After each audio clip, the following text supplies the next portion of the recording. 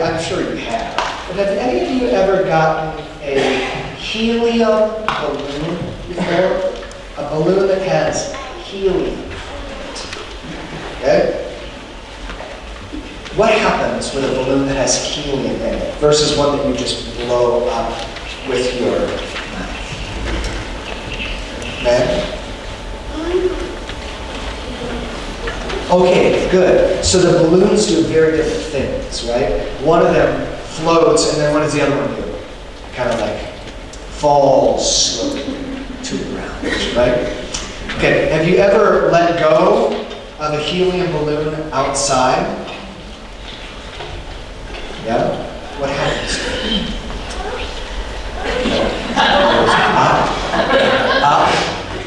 Up and up, and if you sit and watch it long enough, it will go up so high that you will not be able to see it anymore.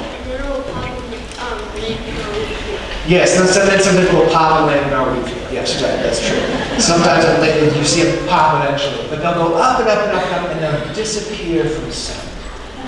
You've ever seen that? If you've ever seen that, that experience always reminds me of Jesus' ascension. Okay? So I don't know if you guys heard the reading today from Luke and from Acts, but when it talks about Jesus' ascension.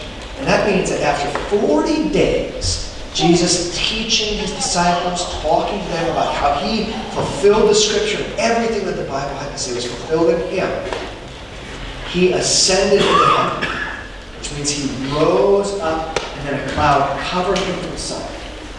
Now, I want to ask you guys, where was he going? Where did he go? I know he went to heaven, but where did he go specifically? Okay? What happened? Where did he go? Do you have an answer to that, or do you have just a general question? He went to heaven. Okay, he did. He went to heaven. Does the Bible tell us anywhere else, specifically, more specifically, that he went? He went to go prepare for us. Okay, good. That's from John. He went to go and prepare a home or a place for us. That's good. And Wesley, where? He went to his home. Good. The Bible says one place very specifically. He was seated at the right hand of God the Father Almighty. Okay? And you know what he does for them? He rules over all the world. He is the king and ruler of the world. When Jesus ascended into heaven, he was like a king, taking the throne and being crowned as the ruler of the world. Okay? A lot of kings can't fly. Yes, one footnote. A lot of kings can't fly. I don't know any king besides Jesus who ascended into heaven. He's the only one. And the point of that, the Bible tells us, is so that we know that he's not just a king, but he's the king of all kings and all rulers and all authorities from that time on and forevermore. Jesus is the king, which means he's our king. Okay? So when you see a balloon flying up into the sky, or when you hear about Jesus' ascension, I don't want you to just think like, oh, Jesus is doing a magic trick where he can fly. No. Instead, I want you to remind yourself that he is seated at God's right hand.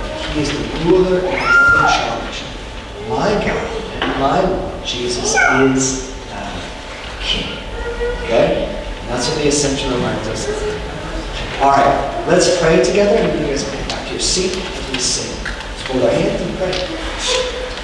Father in heaven, we thank you that Jesus is at your right hand, ruling and reigning over all things. That he is in charge of all things, and nothing happens outside of his sight or his understanding. We pray, Lord, that we would have faith in Jesus, even though we do not see him now. We will one day. And we trust in him that he is our King of Kings.